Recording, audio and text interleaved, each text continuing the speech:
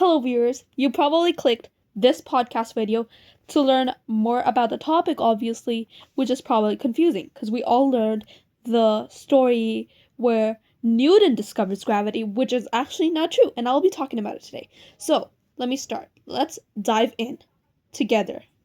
We all know the story. Newton sits under a tree, an apple hits him, and suddenly, bam, the idea of gravity is discovered, which he is very celebrated for. But what if I tell you that he was not the very first person to discover gravity? Many people before him did. And we're going to talk about it today. Okay, firstly, let's clear some things up. Newton actually never just randomly discovered gravity when the apple fell. The apple story is probably just a myth. He has My God, what did I just say? Okay. He was working deeply on this concept for a very, very long time with a strong base.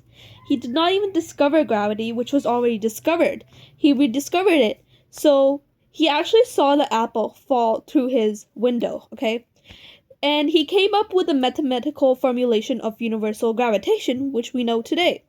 Well, now you can see that we weren't basically completely lied to, but now let's dive in who actually did it. Well, we always knew gravity existed, and there's a lot of information about this in the Quran, the Bible, and also in many Hindu scriptures. But who thought of the concept and who confirmed it? Let's talk about it. First of all, Ibn Khurtaba, okay? And he did it in 893 CE and 280 AH. In this book, okay, Al-Masalik wal Mamalik, he described the earth as a sphere attracting heavy bodies from all sides, comparing its pull to the magnet attracting iron. Okay? Number 2, Banu Musa brothers, 9th century. These brothers proposed that a force of attraction existed between celestial bodies similar to the force that pulls objects towards the earth, suggesting that the same laws might apply to both. Number 3, Ibn oh my God, I'm pronouncing this wrong. Ibn al-Haytham. Okay.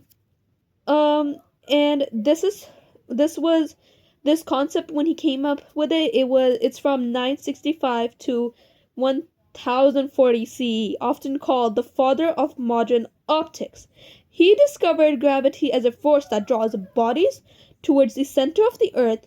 Modern scholars at Bibliotheca Alexandria suggest that Newton's third law of motion was influenced by Al-Hasan's postulates on the attraction between bodies. Next, we have Al-Biruni, 973 to 1048 CE. In his work, the Musaddiq Canon, he argued that objects have a natural inclination to be pulled towards the ground. He also posited that heavenly bodies have mass and weight just like Earth, criticizing earlier views that only Earth possessed these properties. Next, Ibn Sina. Avicenna. Oh yeah, that's his Greek name. And so basically most of these people have Greek names, and it's kind of hard because my first language isn't really Arabic or Greek, so these names are hard to pronounce. So bear with me, but I can obviously pronounce Arabic names better though. But so basically they changed the names to Greek so they could sound a bit more easier for Europeans to pronounce and stuff.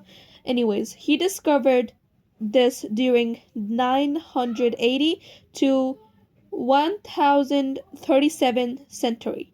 He developed the theory of impetus, a precursor to the concept of momentum, and made distinctions between force and inclination. Okay, next, Al-Hizni, 12th century. In his book of the Balance of Wisdom from the 1120 something century, he suggested that So he suggested that the strength of gravity varies depending on the object's distance from the center of the Earth, a concept um, Newton later formalized mathematically. Okay. Anyways, there's many more lost names in history. If you want to learn more about stuff like this, subscribe to learn more about things like this and enjoy the podcast. Thank you.